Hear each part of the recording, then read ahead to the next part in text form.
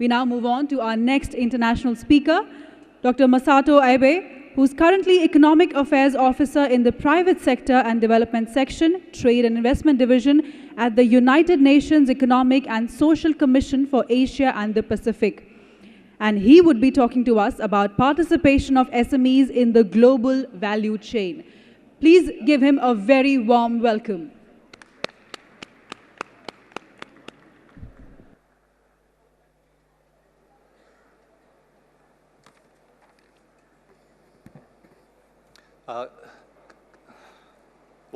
Good afternoon, and namaste, and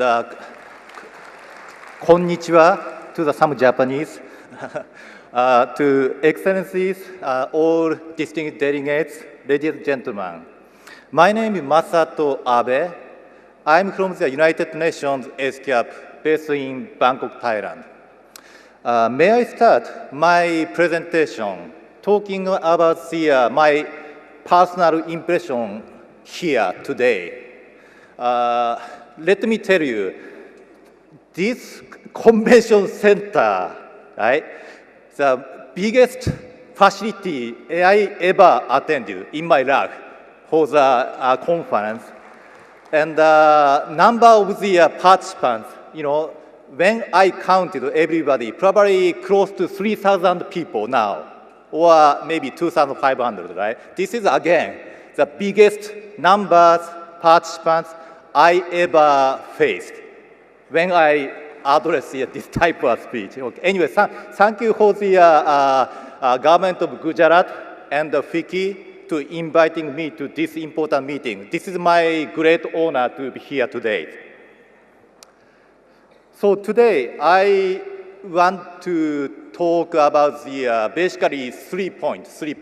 Number one, I'm going to tell you a bit about the global value chains, emerging global value chain or regional value chains or Indian value chains, mainly talking about the manufacturing sectors. Number two, I also would like to talk about the SMEs, their status and particularly policy environment, their challenges, opportunities.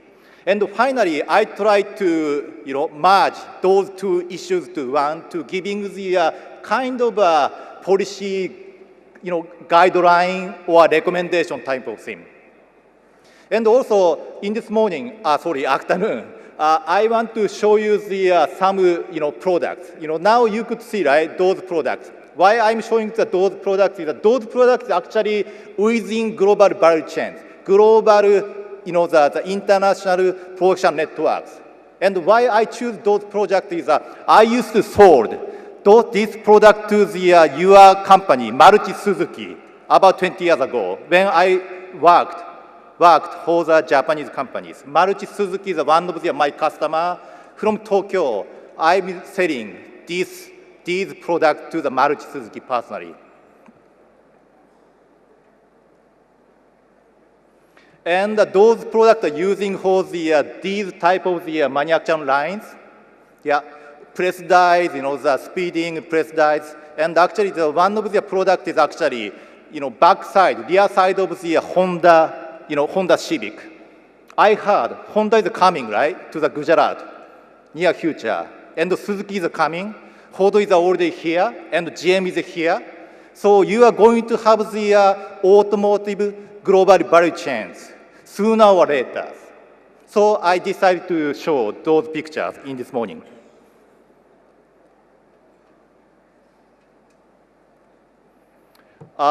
This is an example of again, automotive global value chains, but not in South Asia.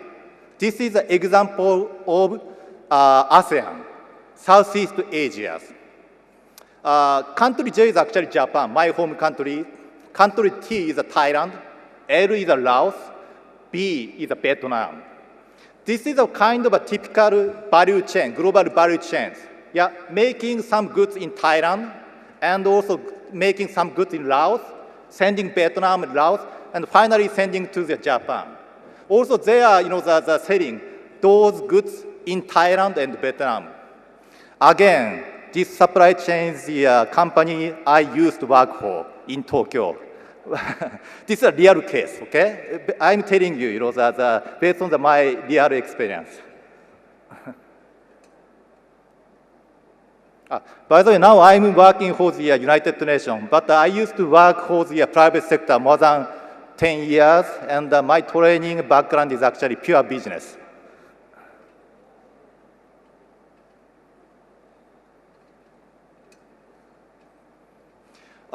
This is a kind of a development stage of the automotive global value chains in ASEAN, particularly Indochina Peninsula. Sorry, it's a bit slow, So over the years, starting of 1960s, those, the automotive value chains are developing, including Thailand, Laos, Vietnam, now even Cambodia, yes, Laos. And now recently, it's moving to the Myanmar as well. Actually, Myanmar used to have the automotive value chain, particularly Suzuki, invested, but they stopped under the international sanction, but recently they decided to come back. And in Thailand, now Thailand has even R&D facilities, Thailand. So now still they are growing up.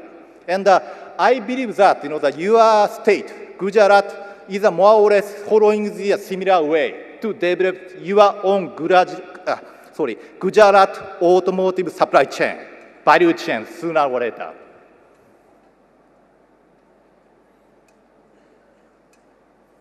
Sorry, it's a bit slow,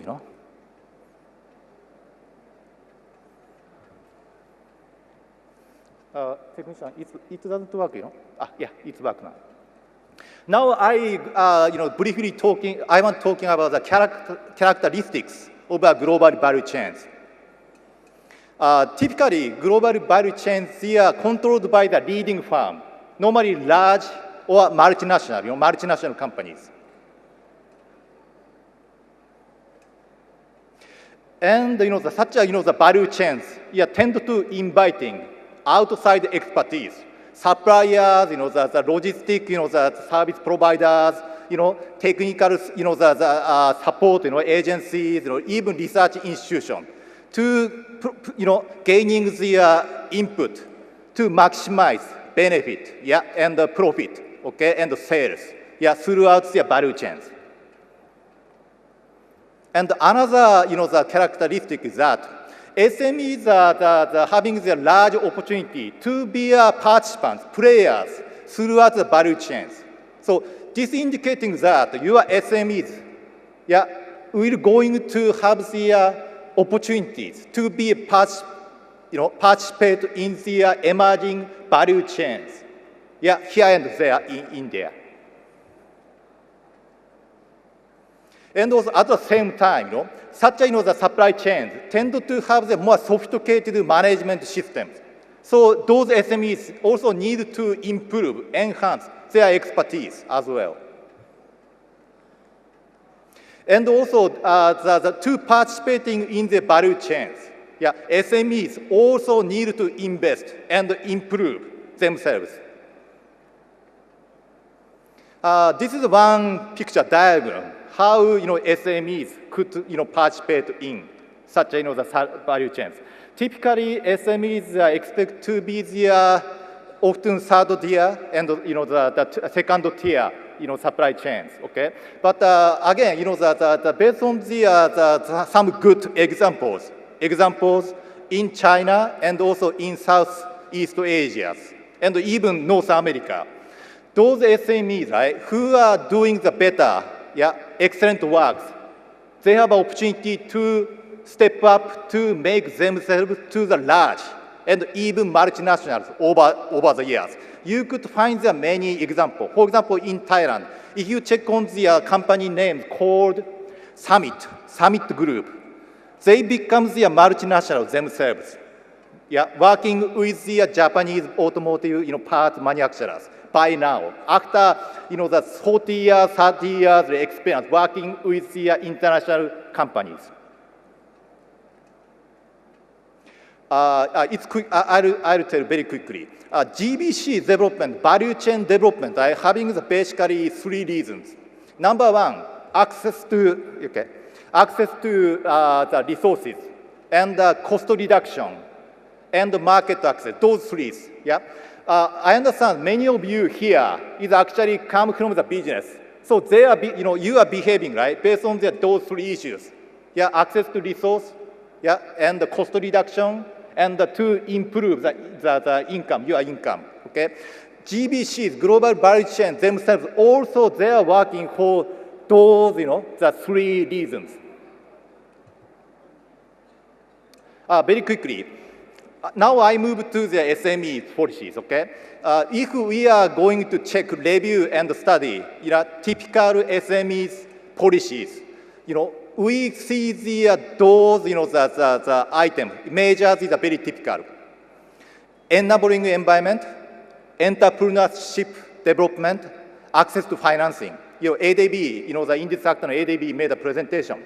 And the business, so-called business development services development, and technology and innovation. Right now, we got the excellent presentation, case of Italy.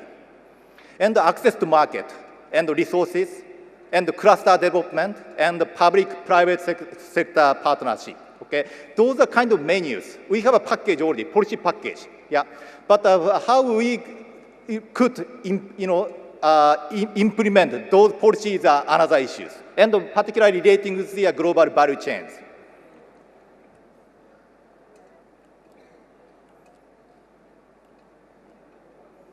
I'll skip this.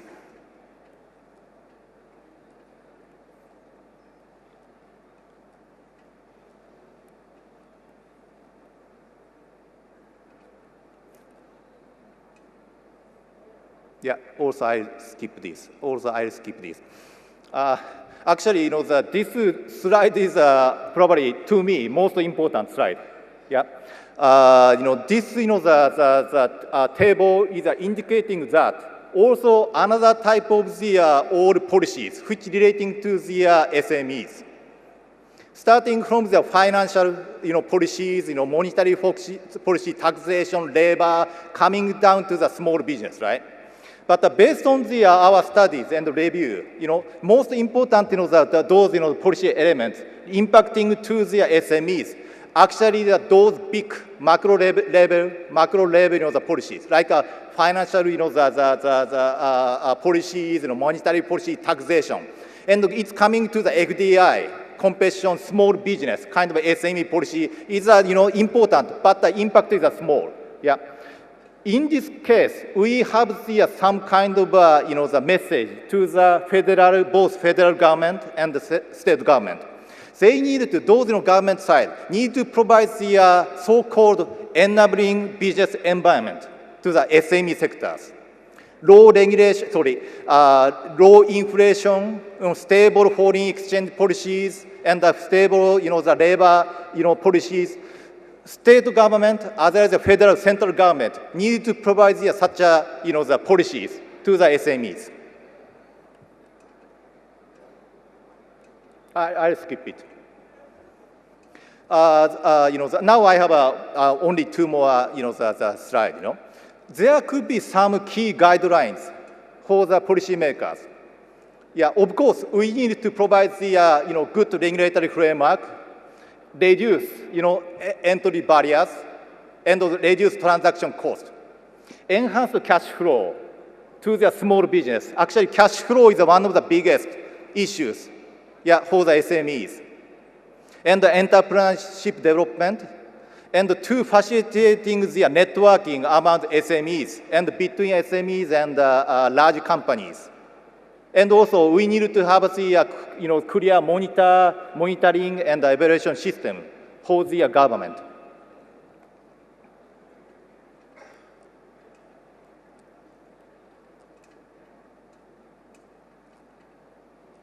Sorry, once again, it's a bit slow.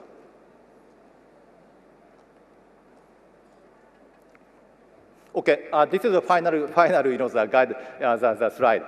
Sorry, once again, it's a bit small. Maybe it's a bit difficult to read that. Finally, the SMEs, the global value chain policy need to link each other to providing some way to facilitate SMEs participation to the global value chains. FDI and the export policies need to, proper, the policy need to implemented. And also the more support to the particularly, micro and the SME sectors. And the focus should be onto the new startup, the companies. And also need to have the clear sectoral, the development strategies. And also finance, the SME finance need to work on that. Particularly the banking sectors need to be enhanced, strengthened. And the capacity and then HR development for the SMEs through the education sector, as well as the training is needed. And also the business association like FICCI, and the local business association, chambers of commerce, their the role need to be enhanced and strengthened. And also finally, the India may wish to focus on to foster the more larger number of the leading firms like Maruti Suzuki, Tata, and the other leading firms. They could control their own supply chain by themselves. Okay, thank you.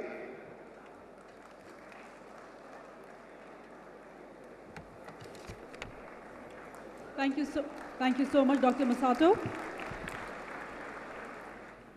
We now move on to our next speaker. Ladies and gentlemen, please put your hands together and help me welcome Shri Kalraj Mishra, Honorable Minister of MSME, Government of India.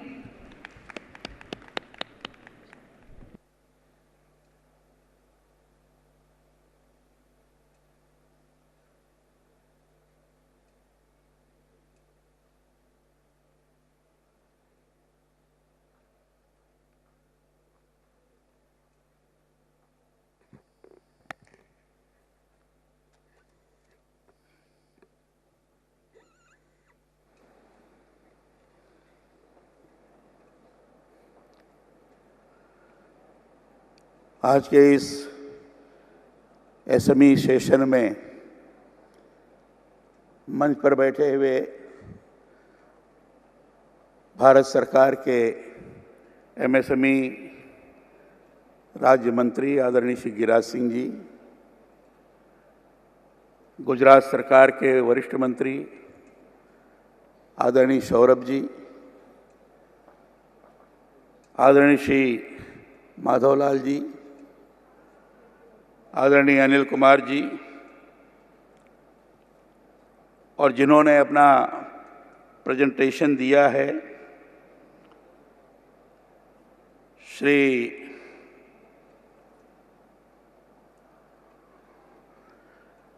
सिंगरोज जकी, financial sector specialist, Asian Development Bank, Shri doctor Masato Abe, economic affair officer, United Nation Economic and Social Commission for Asia and the Pacific, मंच पर बैठे हुए सभी सम्मानित बंधुगण और यहाँ उपस्थित एमएसएमई से संबंधित सभी उद्यमी बंधुओं, बहनों, अन्य महानुभाव, पत्रकार मित्रों, छायाकार बंधुओं, आज मुझे यहाँ उपस्थित होकर बड़ा आनंद का अनुभव हो रहा है, क्योंकि मैं ऐसा अनुभव करता हूँ कि भारत के दूरदर्शी प्रधानमंत्री ने एक ऐसा गुजरात में वाइब्रेंट गुजरात के नाम पर व्यावसायिक सम्मेलन का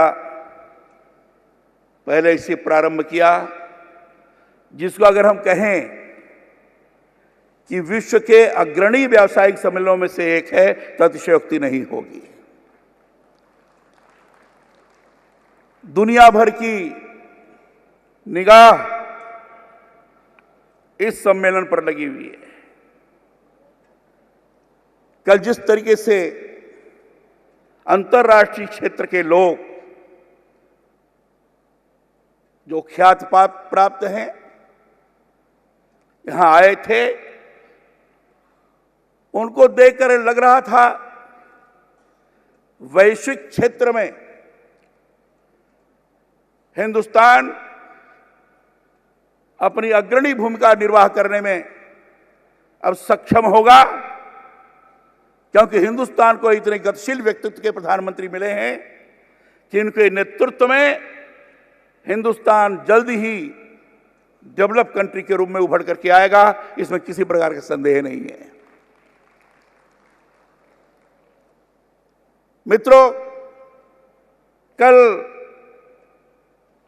आदरणीय प्रधानमंत्री जी ने कहा वाइब्रेंट इंडिया, क्यों वाइब्रेंट गुजरात नहीं, वाइब्रेंट इंडिया। हिंदुस्तान को ही इसी रूप में हम प्रस्तुत करेंगे। दुनिया के अंदर हिंदुस्तान शीघ्र ही अपने मानव शक्ति का, अपने प्राकृतिक संसाधनों का, अपने अनेक खनिज पदार्थों का समुचित सदुपयोग करते हुए उसके कोऑर्डिनेशन के साथ एक ऐसी शक्ति के रूप में उभरेगा कि स्वाभाविक रूप से लोग इसका अनुकरण करेंगे। आज का ये जो सम्मेलन है, जिसमें हमारे विश्व के अन्य देश के लोगों ने भी अपना प्रेजेंटेशन रखा है और हमारे यहां भी लोगों ने विचार व्यक्त किया है। यह एसएमई सत्र है, मैं इसको एमएसएमई सत्र कहूं तो मैं समझता हूं आप लोग अन्यथा नहीं लीजिएगा। एसएमई है, स्मॉल स्केल के बारे में बहुत प्रारंभ से ही हमारे देश में भी सोचा गया था। आजादी के तत्काल बाद लघु उद्योगों का विस्तार हो, बात की गई थी, इंडस्ट्रियल पॉलिसी पहली बनी थी तो उसमें इसको स्थान दिया गया था, लेकिन जो इसका प्रभावी परिणाम आना चाहिए, ये प्रभावी परिणाम नहीं आ पाया। और इसलिए पूर्व प्रधानमंत्री श्रद्धेय अटल बिहारी वाजपेयी जी ने अपने शासनकाल में 2001-2002 के अंतर्गत उन्होंने एमएसएमई की बात कही। उन्होंने ये कहा कि केवल स्मॉल नहीं, माइक्रो भी चाहिए। Micro, small and medium enterprises, छोटे छोटे उद्यमी तैयार हो। उन्होंने नौकरी करने की बात नहीं की, उन्होंने उद्यमिता पर जोर दिया। उद्यमी मानसिकता बने, एंटरप्रेन्योरशिप मेंटालिटी। एंटरप्रेन्योरशिप मेंटालिटी बनेगी तो मन के अंदर का कॉन्फिडेंस जगेगा, आत्मविश्वास जगेगा और लोग देश को आगे बढ़ाने में सक्षम होंगे। इस कल्पना को लेकर वाजपेयी जी ने अधिक से अधिक नौजवान जो पढ़ लिख कर बेकारी की जिंदगी व्यतीत कर रहा है, उसके अंदर उद्यमी बनने की ललक पैदा की जाए। हमारे यहां रॉ मटेरियल की कमी नहीं है, चीजों की कमी नहीं है। अगर वो ललक पैदा हुई तो एमडीएच मसाले वाले जो हैं वो छोटे से ही काम के माध्यम से आज हजारों करोड़ के टर्नओवर वाले हो गए। और अभी कल हमारे अंबानी बंधु थे, उनका भी पूर्व का इतिहास आप देखें, छोटे कार्यों से, इन्फोसिस है छोटे कार्यों से आगे बढ़ा।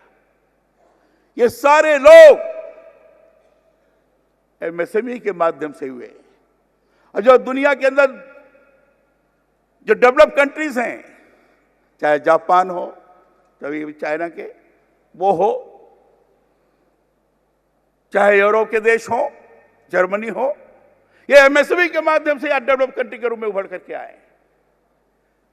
और इसे एमएसएमई में एंटरप्रेन्योरशिप पर जोर देना, उसको डेवलप करना यह आवश्यक है। और इसलिए 2006 में एमएसएमई डेवलपमेंट एक्ट बना। उसमें एमएसएमई को परिभाषित किया गया, डिफाइन किया गया, उसकी कैपिटल लिमिट तय की गई और वो कैपिटल लिमिट तय करते हुए बैंक के द्वारा फाइनेंस हो,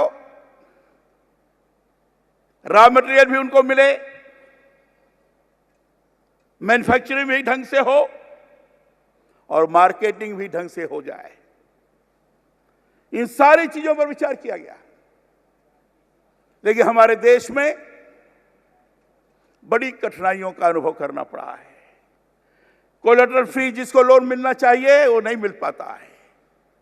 बैंक की भी दिक्कतें होगी, मैं ये नहीं कह रहा हूं कि उनकी दिक्कतें नहीं होंगी, लेकिन वो उद्यमी वहीं परेशान हो जाता है। आगे चलकर अगर मशीन ठीक करनी है, उसके लिए लोन कैसे लिया जाए, इसकी भी दिक्कतें जाती हैं। अनेक प्रकार की कठिनाइयां हुई। मार्केटिंग करनी है, सामान कैसे उसका बिके, तो सरकार ने एक दूसरा कानून बनाया, खरीद नीति तय की। 2012 में खरीद नीति तय की और जितने भी अपने इश्यूज हैं, सार्वजनिक उपक्रम, कम से कम 20% उस छोटे छोटे उद्यमी का माल खरीदेंगे, वो सुनिश्चित किया गया, लेकिन वो भी नहीं हो पाया। ये बात सही है कि 1 अप्रैल 2015 से ये मैंडेटरी है, ये सारी चीजें चलेंगी। कठिनाइयां इनके बीच में आई और हमारी नई सरकार बनी। हमारी नई सरकार में अनुभव किया गया। भारत के प्रधानमंत्री ने ऐलान किया कि गांव में रहने वाले आदमी के अंदर भी, जिसके अंदर हुनर होगा, हर हुनरमंद व्यक्ति को काम दिया जाएगा। ये इन्होंने ऐलान किया हमारे प्रधानमंत्री जी ने। प्रधानमंत्री का यह ऐलान ये स्लोगन नहीं है, एक कमिटमेंट है। इसी को ध्यान में रखकर उन्होंने कहा, मेक इन इंडिया की बात उन्होंने इसी को ध्यान में रखा। गांव में रहने वाला आदमी भी, गांव में रहने वाला व्यक्ति भी अपने हुनर के आधार पर काम कर सके, इस प्रकार की व्यवस्था की जाए। हिंदुस्तान में चीजों का निर्माण होगा और हिंदुस्तान में वस्तुओं के निर्माण के लिए ग्रामीण क्षेत्रों में, सुदूर इलाके में लोग इन्वेस्ट करने के लिए जाएं, पूंजी निवेश करने के लिए जाएं, ये उसके पीछे की भूमिका है। और जब ये कहा गया कि एफडीआई का तो हम विरोध करते रहे, कैसे आ गया, हम विरोध नहीं करते रहे, लेकिन कुछ उन्होंने सवाल उठाया था। प्रधानमंत्री जी ने उसी समय कहा, मैं आपके बीच में उसको दोहराना चाहता हूं। प्रधानमंत्री जी ने कहा, फर्स्ट डेवलप इंडिया, पहले इंडिया को डेवलप करो, फर्स्ट डेवलप इंडिया, एफडीआई। चाहे विदेश में रहते हो तो भी यहां आकर यूनिट लगाओ, और यहां रहते हो तो उसे ठीक करो। Make in India, make in India को चरितार्थ करने के लिए पूरे देश भर में छोटे छोटे उद्यमों का विकास हो, इस बात को ध्यान में रखकर अधिकाधिक पूंजी लग सके, इसके लिए प्रधानमंत्री जी ने लगातार लोगों से आग्रह किया है। निर्माण अच्छा हो, दुनिया के अंदर बिके हो, लोग, दुनिया के लोग खरीदें तो कहें it is made in India. Made in India का बना है, हिंदुस्तान का बना है तो गुणवत्ता युक्त होना चाहिए। हिंदुस्तान का बना है तो किसी प्रकार दोष नहीं होना चाहिए। तो उन्होंने कहा जीरो इफेक्ट और जीरो डिफेक्ट, इसकी बात उन्होंने की। जीरो इफेक्ट और जीरो डिफेक्ट एमएसएमई के अंदर हमने वो स्कीम्स बनाई है जिसमें जीरो इफेक्ट और जीरो डिफेक्ट इसको हम हटा सकें। हमने एक नेशनल मैन्युफैक्चरिंग कॉम्पिटिटिवनेस प्रोग्राम बनाया। उस नेशनल मैन्युफैक्चरिंग कॉम्पिटिटिवनेस प्रोग्राम के अंतर्गत कुछ कंपोनेंट तय किए हैं। डिजाइन टेक्नोलॉजी है, लीन टेक्नोलॉजी है और साथ ही साथ quality management standards, quality technological tools, ये चीजें ऐसी हैं कि जिसके आधार पर अगर उसके अनुसार अगर निर्माण कार्य किया तो जीरो इफेक्ट और जीरो डिफेक्ट होगा, दोष नहीं होगा और उस प्रकार का निर्माण कार्य बढ़ता जाएगा। प्रधानमंत्री जी ने यह भी निर्देश दिया, सब लोगों में मिल बैठकर तय किया, जो प्रोसीजरल कठिनाइयां हैं उद्यमी उद्यम नहीं लगा पा रहा है, तो उन प्रोसीजरल कठिनाइयों को दूर करने के लिए कानून में हम बदल करेंगे। अब कानून में बदल करने के लिए ईज डूइंग बिजनेस के रूप में हमने इसको प्रारंभ किया है। चीजों का सिंप्लीफिकेशन किया जाए। जो 10 जनों को दौड़ना पड़ता है एनओसी लेने के लिए, रजिस्ट्रेशन के लिए, आपको जानकर प्रसन्नता होगी, हमने इसको ऑनलाइन किया है। E1 और E2, EM1, EM2 ये जो है ऑनलाइन है, उसको देख लीजिए। रजिस्ट्रेशन के लिए आपको परेशानी नहीं झेलनी पड़ेगी, सेल्फ सर्टिफिकेशन की बात आएगी। इस दिशा में सिंगल विंडो सिस्टम की तरफ हम अग्रसर होते जा रहे हैं। लेबर लॉ के कारण, कंपनी लॉ के कारण जो दिक्कतें जा रही हैं उसको भी हम दुरुस्त करने की कोशिश कर रहे हैं। ज्यादा से ज्यादा चीजें ऑनलाइन हो, ये हम कोशिश कर रहे हैं। रजिस्ट्रेशन ठीक हो, एंटरप्रेन्योरशिप आगे बढ़े, इन सारी चीजों के लिए और अधिक से अधिक मैन पावर इंडस्ट्री में ढंग से लग सके, इसके लिए दूसरी बात हमने कही स्किल डेवलपमेंट की बात की। और स्किल डेवलपमेंट के लिए हमने कई चीजें तय की है। ये तो हमने तय किया है टेक्नोलॉजिकल सेंटर्स हमने तय किए हैं, जिसके लिए विश्व बैंक से 2200 करोड़ हमने प्राप्त किया है। और आपको जानकर प्रसन्नता होगी 18 स्थानों पर टेक्नोलॉजिकल सेंटर्स हमने खोले हैं और 15 स्थानों पर वो खोलने जा रहे हैं। इसके जरिए से बीएससी, एमएससी, एमटेक, बीटेक इस स्तर के लोगों का स्किल डेवलपमेंट और साथ ही साथ वहीं कॉमन फैसिलिटी सेंटर्स भी खोल रहे हैं, जिसके माध्यम से जहां भी इंडस्ट्री की परेशानी जाए वहां फैसिलिटी प्राप्त कर सकता है। स्किल डेवलपमेंट का एक जबरदस्त माध्यम है। दूसरा, हमने 3 हमारे इंस्टीट्यूशन हैं। निस्बत है, इंडियन इंस्टीट्यूट ऑफ साइंसेस है और मिस में है।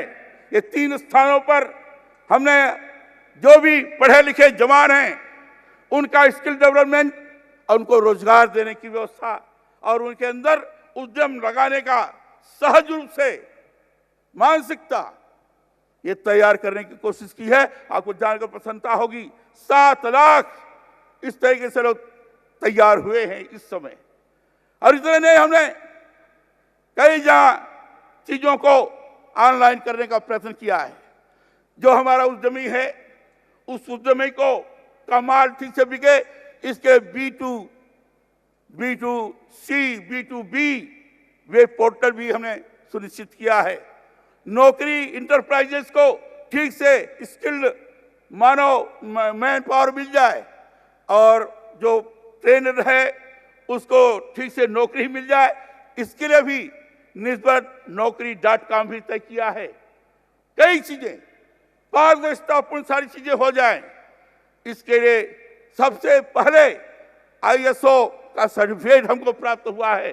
सब मिलाकर प्रधानमंत्री जी के मार्गदर्शन में इस समय MSME के दृष्टि से जो काम हो रहा है, ये प्रयास किया जा रहा है। क्लास 10th पास भी जो गांव में रहने वाला है उसके लिए इंक्यूबेशन सेंटर्स के जरिए से हम ऑन मशीन उसको ट्रेनिंग दे सके, इसलिए 500 मशीनों को 500 इंक्यूबेशन सेंटर खोलने का निर्णय किया है और पीपीपी के माध्यम से भी हमने कराने का प्रयास किया है।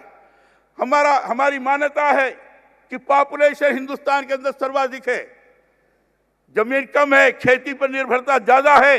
इसको कम करने के लिए छोटे छोटे उद्योगों का विकास करना जरूरी है। इसलिए रूरल इंटरप्रेन्योरशिप डेवलप हो, वुमेन इंटरप्रेन्योरशिप डेवलप हो और वहां लोगों को स्किल ट्रेनिंग देकर, चाहे इंटरप्रेन्योर हो चाहे नौजवान हो, दोनों का सामूहिक स्किल डेवलपमेंट की बात करना, यह भी प्रारंभ किया गया है। लीन मैन्युफैक्चरिंग टेक्नोलॉजी के जरिए से वहां भी लोगों को, इंटरप्रेन्योर को उसके बारे में जानकारी प्रदान करते हुए उसको लाभान्वित करने की कोशिश की है। क्लस्टरल डेवलपमेंट ढंग से हो, उसके माध्यम से पूरे देश के अंदर एक क्लस्टर की प्रवृत्ति सर्वाधिक बढ़े, उसके लिए भी कोशिश की है। और आपको जानकारी होगी, मैं आपको जानकारी देना चाहता हूं कि उस क्लस्टरल डेवलपमेंट के माध्यम से हमने, चाहे वो डायग्नोस्टिक एनालिसिस होगी, चाहे सॉफ्ट इंटरवेंशन होगा, चाहे इंफ्रास्ट्रक्चर का डेवलपमेंट होगा, इन सारी, चाहे कॉमन फैसिलिटी सेंटर्स होगा, इसको भी पूरे देश में करने का प्रयास किया जा रहा है। क्योंकि हमारी मान्यता है कि अगर मेक इन इंडिया को चरितार्थ करना है, हिंदुस्तान को मैन्युफैक्चरिंग हब बनाना है, तो बड़ी व्यापकता के साथ इस बात को करने की जरूरत है। और उस दिशा में भारत सरकार केवल स्लोगन नहीं दे रही है। मेक इन इंडिया स्लोगन नहीं है, make in India is the commitment. ये कमिटमेंट है, और कमिटमेंट है तो केवल बड़े उद्योगों से नहीं हो सकता है। छोटे छोटे उद्योगों को क्वालिटी युक्त बनाना पड़ेगा।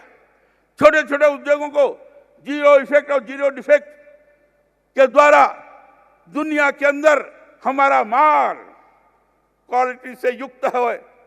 दुनिया के लोग ये कहें कि it is made in India. लोग कहते हैं कि बाहर से माल आ रहा है, उसको कम करो, हमारा माल कोई खरीद नहीं रहा है। मेरा कहना है कि बाहर से माल आ रहा है तो आएगा, सरकार क्या विचार करेगी ये तो उसके अपने नीति और स्ट्रेटेजी पर निर्भर करता है।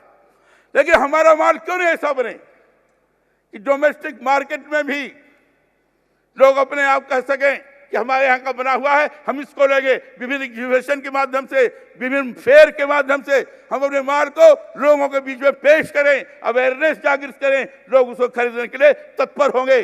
गुजरात इस दिशा में काम कर रहा है, गुजरात को मैं बधाई देना चाहता हूँ।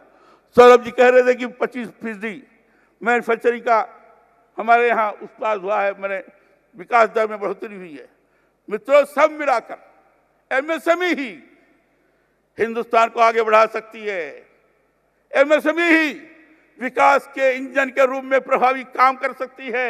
एमएसएमई ही पिछले समय में जब हम हिंदुस्तान को सोने की चिड़िया कहते थे, उस समय खेती पर आधारित रहने वाले लोग भी, गांव में रहने वाले लोग भी, गांव में चाहे बढ़ई होगा, चाहे लोहार होगा, चाहे कुम्हार होगा, चाहे तेल बेचने वाला होगा और चाहे चटाई बनाने वाला होगा, हर उपभोक्ता को वही चीज प्राप्त होती थी।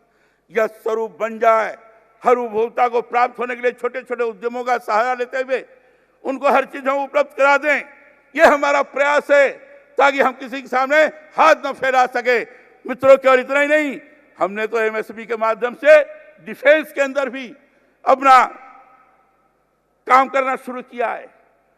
डिफेंस ऑफसेट पॉलिसी है, डिफेंस ऑफसेट पॉलिसी के अंदर 30% सोर्स करने की बात की जा रही है कि बाहर से लेंगे। उसमें एमएसएमई ये कोशिश कर रही है कि हमारा अधिक से अधिक माल डिफेंस लेना शुरू कर दे।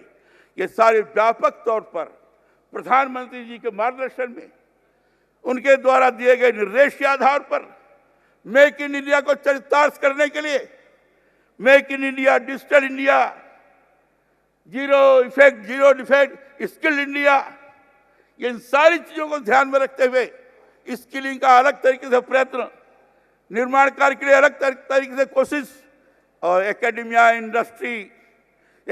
इंडस्ट्री, ये सारी चीजों को ठीक से जोड़ते हुए और एंटरप्रेन्योरशिप, ये तीनों का सामंजस्य बैठाते हुए हम एक ऐसी स्थिति का निर्माण करना चाहते हैं कि आगे चलकर हिंदुस्तान प्रधानमंत्री जी के नेतृत्व में ही एक डेवलप कंट्री के रूप में उभर जाए और दुनिया के लोग महसूस करना शुरू कर दें कि आर्थिक क्षेत्र में भी हिंदुस्तान एक महाशक्ति के रूप में नरेंद्र मोदी जी के नेतृत्व में उभर करके आया है। आर्थिक दृष्टि से भी कोई इसका मुकाबला नहीं कर सकता है। यह सोच हम सब लोगों को बनानी पड़ेगी और हम सब लोगों के ऊपर ये निर्भर करता है। यह सोच बनाकर अगर हमने काम किया तो दुनिया के अंदर हमारी ये बढ़ती हुई आर्थिक क्षेत्र की ताकत को भी कोई रोक नहीं पाएगा, इतना मुझे पूरा विश्वास है। आज का ये समिट जो बाकी के लोगों के द्वारा प्रेजेंटेशन किया गया है, इस प्रेजेंटेशन से लाभ उठाकर अपने अपने क्षेत्र में अपने अपने उद्यमों में एक प्रभावी स्वरूप का निर्माण करेगा, ये निश्चित रूप से मुझे पूरा विश्वास है। और वाइब्रेंट गुजरात के अंतर्गत इस प्रकार के सम्मेलन के माध्यम से पूरे देश को हम ये संदेश दे सकेंगे कि इसके माध्यम से ही हम देश को आगे बढ़ा सकते हैं। यह हम संदेश दें तो ज़्यादा अच्छा होगा। यहाँ जितने लोग आए, जितने लोगों ने अपना विचार व्यक्त किया, ये सबके प्रति आभार व्यक्त करते हुए आप सब लोग इतने देर तो बैठे रहे, आप सब लोगों के चरणों में प्रणाम करते हुए अपनी बात समाप्त करता हूँ। बहुत बहुत धन्यवाद। Thank you so much, sir. And yes, reiterating what he said, made in India एक स्लोगन नहीं है, ये एक गवर्नमेंट का कमिटमेंट है. So on that note, ladies and gentleman, we finish this first segment where all our dignitaries on the dais, we thank them for joining us this morning, and we would request them to join us in the audience as we straight away dive into our next session where we share with all of you real life success stories of first generation entrepreneurs from right here in Gujarat. So once again, I would thank all our dignitaries seated on the dais for taking our time and joining us for this beautiful morning of the 7th Global Summit of Vibrant Gujarat 2015. I request them to please join us in the audience.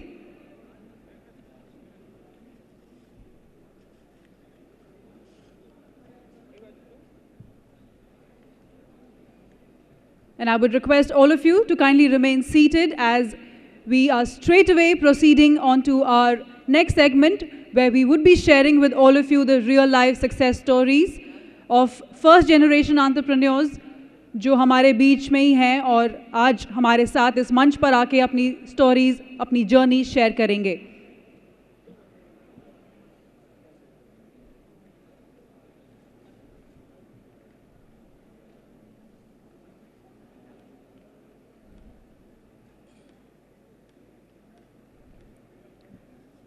हमारे next session के लिए मैं हमारे moderators को stage पे बुलाना चाहूँगी.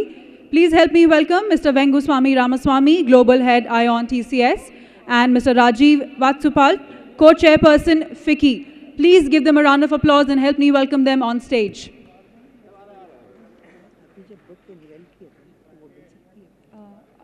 थोड़ी देर में मैं आपको बताता हूँ.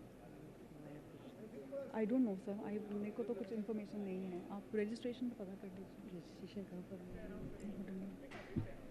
I would request our moderators, Mr. Venguswamy Ramaswamy, Global Head ION TCS, along with Mr. Rajiv Vatsupal, co-chairperson FICCI, to kindly come up on stage.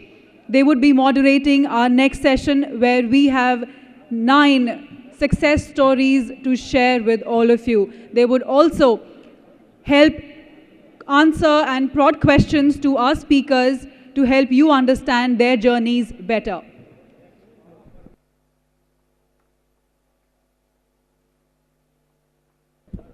Also, I would request all of you to please settle down, and I would request people in the aisle to please clear the area. Can be diamonds too. And Savji Dholakia, chairman of Hari Krishna Exports Private Limited, seems to have learned this very early. Son of a farmer and class 4 school dropout, Savji Bhai was inspired by his mother to leave his village in pursuit of greener pastures at the tender age of 12. Being very young, he would often run back home feeling homesick, and every time his mother would send him back. And finally, it was here in Surat that Savji Bhai started working as a diamond worker. At a tender age of 13, this young boy was shown the doors by a factory owner as he lacked the required skills. It is said a diamond is a chunk of coal that becomes good under pressure. He did not give up and worked hard. Later on, the very same owner made him a business partner. In 1983, he started his own business with one unit comprising of 4 employees. He thought ahead of his time and got the first mover advantage.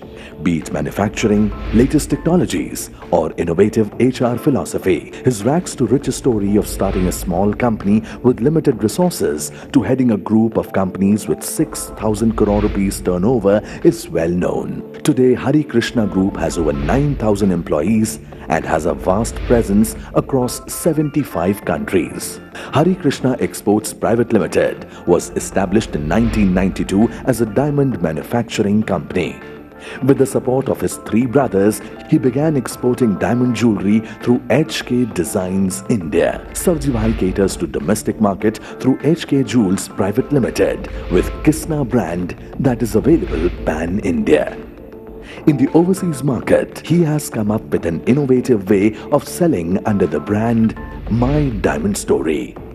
Dholakia's Mines to Mistress Diamond Company has been reinventing the way the industry is run. Savji Bhai does not like to use the word worker and insists that they be called diamond artists and respectfully terms his planner as diamond engineers. Right from setting up on an on-site kitchen to providing helmets for safety purposes, Savji Bhai has been contributing as much as 5% of his group's earnings towards CSR activities since 1996. He may not be a suave industrialist, but he surely grabbed the limelight recently for celebrating Diwali in a big way by giving cars, apartments and jewelry as incentives to his 1,200 employees, spending 50 crore rupees.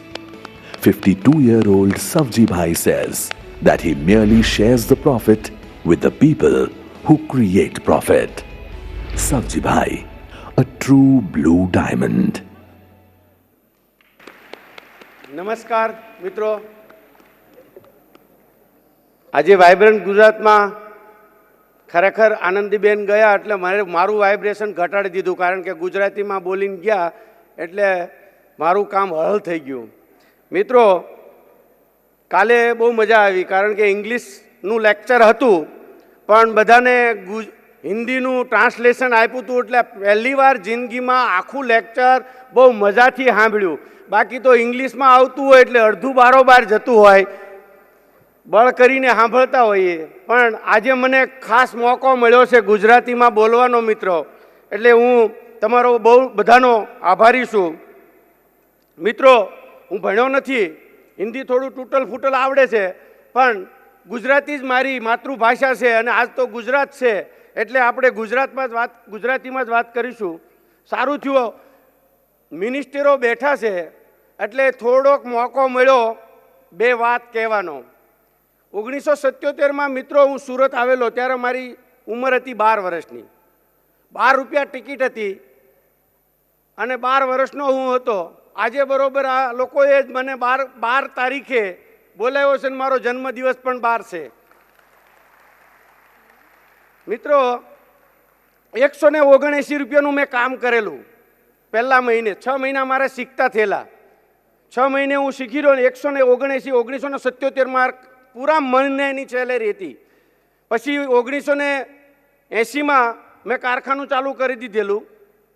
મારા ફાધરે મને 3900 રૂપિયા આપેલા. એની પાસે 4000 રૂપિયા નહીં થયા હોય કદાચ, પૂરા એડજસ્ટમેન્ટ નહીં હોય, એટલે 3900 આપ્યા હતા અને મેં એક હીરાનું કારખાનું ચાલુ કરેલું. 1981માં મેં લાખ રૂપિયા પછી વ્યાજે લીધા અને પાછું ચાલુ કર્યું. બંધ કરીને ચાલુ કર્યું. 1985માં મેં લાખ વ્યાજે લઈ અને કારખાનું ચાલુ કર્યું હતું. મિત્રો, કહેતા એટલા માટે આનંદ થાય છે કે આજે 1991માં 92માં અમે 1 કરોડનું એક્સપોર્ટ કર્યું હતું. આજે 5500થી 5700 કરોડનું એક્સપોર્ટ થવાનું છે. મિત્રો, હું જે તમને કહેવા જઈશ એ ખરેખર આટલી છે, સ્માર્ટલી નહીં હોય, કારણ કે મેં ભણ્યા તો નથી એટલે સ્માર્ટલી કંઈ આવડતું નથી. પણ દિલનું હશે, દિમાગનું નહીં હોય. સાચું હશે, સારું હશે કે નહીં એની ખાતરી નથી, પણ સાચું છે. મિત્રો, 12 વર્ષની ઉંમરે સુરત જ્યારે હું હીરા ઘસતો સર, ત્યારે આ કલ્પના નહોતી કરી. એટલી ભગવાને, સમાજે, વડીલોના કોઈ આશીર્વાદથી આ સિદ્ધિ મળી છે. હું અને તુલસીભાઈ, મારો ભાઈ નાનો હતો દેશમાં ખરેખર 5 પૈસા વાપરવા આપતા હતા, 2 પૈસાની ગુલ્ફી હું એક દિવસ ખાતો ને 2-3 પૈસાની ગુલ્ફી એક દિવસ ઈ ખાતો, 2 ભાઈ થઈને 5 પૈસાની ગુલ્ફી ખાતા હતા. અને આજે ભગવાને કંઈક જુદી જ મહેર કરી છે. એટલે મારે એટલે શેર કરવું છે કે નાના બિઝનેસમેન છે એના માટે મોટી સ્ટોરી કરવાની મોટી તક છે. અત્યારે વાયબ્રન્ટ ગુજરાતમાંથી ને સરકાર બધો જ સપોર્ટ આપવાલ છે. મિત્રો, મને મારી સફળતાની સ્ટોરી માટે અહીંયા બોલાવ્યો છે અને 7 મિનિટનો સમય છે. આઈ થિંક કે હું 8મી મિનિટ નહીં લઉં. આમ તો સફળતાની સ્ટોરી જ એ છે મિત્રો કે હું ભણેલો નથી એટલે તો આજે આખી જિંદગી ભણું છું. એ જ સક્સેસતાની સ્ટોરી છે. મિત્રો, શીખવાની કોઈ પણ તક મેં જતી નથી કરી. અમારી ટીમ આખી કોઈ પણ પ્રોગ્રામમાં શીખવામાં પાછી પાની નથી રાખી અને પાછી શીખીને વળતે દિવસે જ એપ્લાય કરે છે. કારણ કે આપણે બહુ બધું શીખી છે. અમારી કંપનીમાં એક મોટો પ્લસ પોઈન્ટ છે કે બધા જ શીખે અને તરત જ વળતે દી એપ્લાય કરે છે. મિત્રો, અમે અમારા ફેક્ટરીમાં સારું કામ કરજે એવું ક્યારેય કીધું નથી. કોઈ દિવસ કોઈ એમ્પ્લોયને સારું કરે એમ નથી કહેતા. અમે એમ કહીએ છીએ તું સારો માણસ બન. કામ તો બાય પ્રોડક્ટ ઓટોમેટિકલી કરે છે. સારો માણસ બની ગયો એટલે અમારું કામ પતી ગયું. અમારી ફેક્ટરી ખરેખર હીરા બનાવવાની ફેક્ટરી નથી, માણસ બનાવવાની ફેક્ટરી છે. અમે પહેલી પ્રાયોરિટી આપી છે કે તું સારો માણસ બન. અમે એને એ શીખવાડીએ છીએ કે આપણીથી બધું જ થઈ શકે. ભણ્યા છીએ કે નથી ભણ્યા એની હારે મેટર નથી. અમરેલીના સહી કે અમેરિકાના સહી એની હારે મેટર નથી. આપણે everything is possible. I can do it. તમે બધું જ કરી શકો તમારી અંદર જો એક ઉત્સાહ અને જુસ્સો હોય તો. અમે મિત્રો વધારે સેલેરી આપણે અહીંયા 2 દિવસથી પ્રોગ્રામ થાય છે, બધા એક જ વાત કરે છે અને બધી જ કંપની વિદેશમાંથી જે આવે છે ને એ શું કામ આવે છે ખબર છે? કે અહીંયા સેલેરી સસ્તી પડે છે. અમારી ફેક્ટરીનું મિશન છે સેલેરી મેક્સિમમ આપો, માણસોને મજબૂત કરો, બાય પ્રોડક્ટ આપણે મજબૂત થવાના, રાષ્ટ્રને મજબૂત કરો. અમે હાઈએસ્ટ TDS ભરીએ છીએ અને હાઈએસ્ટ ટેક્સ ભરીએ છીએ. અમારું કદ બહુ નાનું છે પણ અમે લોકો આપવામાં માન્ય છે. કુદરતનો નિયમ છે, કુદરત અમને રિટર્ન એનથી જ આજુ આપે છે. અમે અમારા કારીગરને સ્માર્ટ આર્ટિસ્ટ અને એન્જિનિયર કહીએ છીએ. અમને અમારા કારીગરને અમને કોઈ ડિગ્રી આપી નથી કારણ કે ભણ્યા નથી, પણ અમે એને ડિગ્રી આપી દીધી છે આર્ટિસ્ટ અને એન્જિનિયર. હીરાનું કામ કરે એને આર્ટિસ્ટ કહીએ છીએ અને પોલિશિંગનું કામ કરે એને એન્જિનિયર કહીએ છીએ. મિત્રો, પૈસા તો બધા આપે છે અને કામે બધા કરાવે છે. અમે વિશેષ આપીએ છીએ, અમે એને પ્રેમ આપીએ છીએ, અમે એને ભાવ આપીએ છીએ, અમે એને વેલ્યુઝ આપીએ છીએ, અમે એને પ્રેમ કરીએ છીએ. ખરેખર અમારા ઇન્ડસ્ટ્રીમાં અમે અમારા કારીગરને અમારા સ્ટાફને અમારી ઇન્ડસ્ટ્રીને અમે પ્રેમ કરીએ છીએ. અને અમે ક્યારેય અમારું કમિટમેન્ટ મિત્રો તોડ્યું નથી. અમે 4 ભાઈઓ છીએ અને 3 ભાગીદાર છે, 8 છોકરાઓ છે. જે કમિટમેન્ટ કર્યું, જે નક્કી કર્યું પછી એ બધા જ એક વાતે લાગી જાય છે અને જે કમિટમેન્ટ કર્યું ને એ પૂરું કરે છે. ભૂલમાં અમારે કમિટમેન્ટ થઈ ગયું 3 વર્ષ પહેલાં 10 લાખ ઝાડવા વાવશું. મહેનત ચાલુ કરી, ચાલુ લાગ્યું કે આ તો બહુ મોટી મહેનત છે, પણ ગયા વર્ષમાં તમને કહેતા એટલે આનંદ થાય છે કે અમે કમિટમેન્ટ જાતને આપ્યું હતું. ગયા વર્ષમાં 11 લાખ અમે ઝાડવા વાવીને દેખાય એવા તમને જોવા મળે છે. અમારી 24 વર્ષથી મિત્રો ભાગીદારી ચાલે છે. અમે હીરા સાથે ઘસતા હતા ત્યારના ભાગીદારો છીએ. એક ભાગીદાર એક્સપાયર્ડ થઈ ગયો છે તો પણ એનો શેર ચાલુ છે. અમે કોઈ દી પૈસાના ભાગ નથી કર્યા, અમે કોઈ દી ભાવના ભાગ નથી કર્યા. અમારી કંપની એટલે ચાલે છે.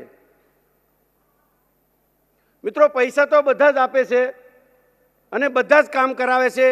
અમે પૈસાથી વિશેષ એમને લાઈફ કેવી રીતે જીવવી, ખરા અર્થમાં આપણી રિસ્પોન્સિબિલિટી શું છે. અમારા ટોટલ સ્ટાફનો અમારે મેડિકલ અમે રાખીએ છીએ, ટોટલ સ્ટાફનો ડેથ ઇન્સ્યોરન્સ અમે રાખીએ છીએ. અમે રિસ્પોન્સિબિલિટી લઈએ છીએ એના ટોટલ શિક્ષણની. કાલે ભૂતાનના મિનિસ્ટર કહેતા હતા, આનંદ થતો હતો. ખરેખર આપણે આપણી રિસ્પોન્સિબિલિટી પૂરી લેવા મળી ને એટલે રાષ્ટ્ર અને દેશ બધો જ પોતપોતાની રિસ્પોન્સિબિલિટી લેવા મળે એવું અમે કામ કરીએ છીએ. હાઈએસ્ટ મિત્રો અમે ટેકનોલોજીમાં ઇન્વેસ્ટ કરીએ છીએ. અમારી પાસે એવી કોઈ ટેકનોલોજી નથી ડાયમંડમાં કે અમે સેકન્ડમાં કે થર્ડમાં લીધી હોય અને પાછો એનો ભરપૂર ઉપયોગ કરીએ છીએ. આ ટેકનોલોજીનો જમાનો છે, એને અમે બહુ અભણ હતા ને એટલે અમારે રોજનો ડર રહે કે આપણે નવું નહીં કરીએ તો વાહે રહી જાવું, આપણે નવું નહીં શીખીએ તો વાહે રહી જાવું, નવી ટેકનોલોજી નહીં લાવીએ તો વાહે રહી જાય. જે અમે અભણ હતા ને એટલે અમને મોટામાં મોટો ફાયદો થયો. અને ખરેખર હું નાનો હતો ત્યારે મને રોજ જે મારી બા કહેતા એના કારણે હું આટલો કાયમિક મોટિવેશન રહ્યો અને કાયમિક ઉત્સાહમાં રહ્યો. મારી બાએ 3 શબ્દો કીધેલા, તું મોટો માણસ બનજે, સારો માણસ બનજે અને પૈસાવાળો બનજે. મિત્રો, સારો માણસ હોવો અને મોટો હોવો બહુ જરૂરી નથી, પૈસાવાળો હોવો અને સારો હોવો જરૂરી નથી. ભગવાનની દયાની, આપ સૌના વડીલોના આશીર્વાદથી આ બધું જ મેનેજ થઈ શક્યું છે અને હું મારી જાતને ખરેખર પ્રાઉડ અનુભવું છું. આજે મને ખરેખર મેક ઇન ઇન્ડિયાનો બહુ આનંદ થાય છે. શું કામ આનંદ થાય કહું? મેક ઇન ઇન્ડિયા આપણે વાત કરીએ છીએ પણ અમે મેક ઇન મેન સુરત બનાવીએ છીએ, મેક ઇન મેન ગુજરાત બનાવીએ છીએ અને મેક ઇન મેન ડાયમંડ. અમારા આર્ટિસ્ટ ને, અમારા ડાયમંડ વર્કર્સ ને એ ખરેખર અમારી એસેટ છે અને અમે એ પ્રૂવ કરી શક્યો છીએ. કારણ કે અમારી ફેક્ટરીમાં હું જે બેસું છું, આમ તો અમારે પાસે 9000 વર્કર છે, પણ હું જે બેસું છું 2200 જણાની ફેક્ટરી છે, ત્યાં 1 લાખની સેલેરીની એવરેજ છે પર મંથ. આ માણસો જ અમારા ડાયમંડ લઈ શકે એમ છે. આપણે જો મજબૂત બનાવીએ આપણા વર્કરને, આપણા સ્ટાફને, આપણા એમ્પ્લોયને, બાય પ્રોડક્ટ એ આપણને મજબૂત કરે ને કરે. આ કુદરતનો નિયમ છે, અમે ક્યારેય એમાં પાછી પાણી નથી રાખતા. અને છેલ્લું મિત્રો, અમે હમણાં જ નવું લોન્ચ કર્યું છે. અમારે ત્યાં વિકલાંગો પણ કામ કરે છે, બેરામૂંગા પણ કામ કરે છે. અમે આ વર્ષમાં ટાર્ગેટ કર્યો છે 100 વિકલાંગ છોકરીઓને શીખવાડવી છે. ઓલરેડી 2 વર્ષથી ટ્રેનિંગ લેવાઈ ગઈ છે, દીકરી લીડર થઈ ગઈ છે. 100 એટલા માટે કે એને પગવર્ગ, જે લોકો પગ વગરના છે, પગભર છે, એને તો દુનિયા આખી પગભર કરે છે. અમારે પગ વગરનાને પગભર કરવા છે. આવું એક એક્ઝામ્પલ આપવું છે. એટલે આ વર્ષમાં અમે એ પણ કરવાના છીએ. અને ખાસ મિત્રો, સફળતાનું રહસ્ય એ છે, જ્યાં સુધી પૈસા માટે કામ કરતા હતા ને ત્યારે પૈસો બહુ મુશ્કેલ લાગતો હતો. પૈસાને એક બાજુ મૂકી દીધું અને કામને પ્રાયોરિટી આપી, સમાજને પ્રાયોરિટી આપી, ફેમિલીને પ્રાયોરિટી આપી, રાષ્ટ્રને પ્રાયોરિટી આપી, ટેક્સને પ્રાયોરિટી આપી, લોકોને કામ કેમ વધારે થાય આ પ્રાયોરિટી આપીને ત્યારથી પૈસા બહુ ઇઝી થઈ ગયા. ભાઈ પ્રોડક્ટ પૈસા તો આવવા મળ્યા. સંજીવભાઈ. મિત્રો, બસ છેલ્લું મારું સપનું હતું કે હું 5000 કરોડનું એક્સપોર્ટ કરીશ, 1 લાખ રૂપિયા સેલેરી આપીશ.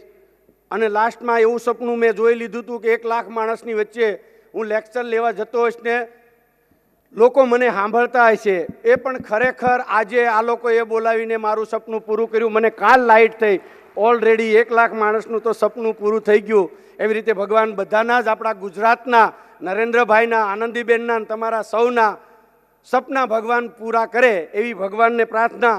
છેલ્લી વાત કરીને વિરમું છું. सूर्य की हर किरण रोशनी दे आपको, सूर्य की हर किरण रोशनी दे आपको, फूल की हर कली खुशबू दे आपको. हम तो कुछ देने के काबिल नहीं है, देने वाला भगवान, देने वाला खुदा सब कुछ खुशी दे आपको, दे आपको, दे आपको. મિત્રો, અને આ છેલ્લું, આજે મારી બાના સપના પૂરા થયા છે પણ અમારું કમિટમેન્ટ છે, મારી આખી ટીમ સાંભળે છે. અમે લોકો કમિટમેન્ટ જાતને જ આપીએ છીએ અને જાતે જ પૂરા કરીએ છીએ.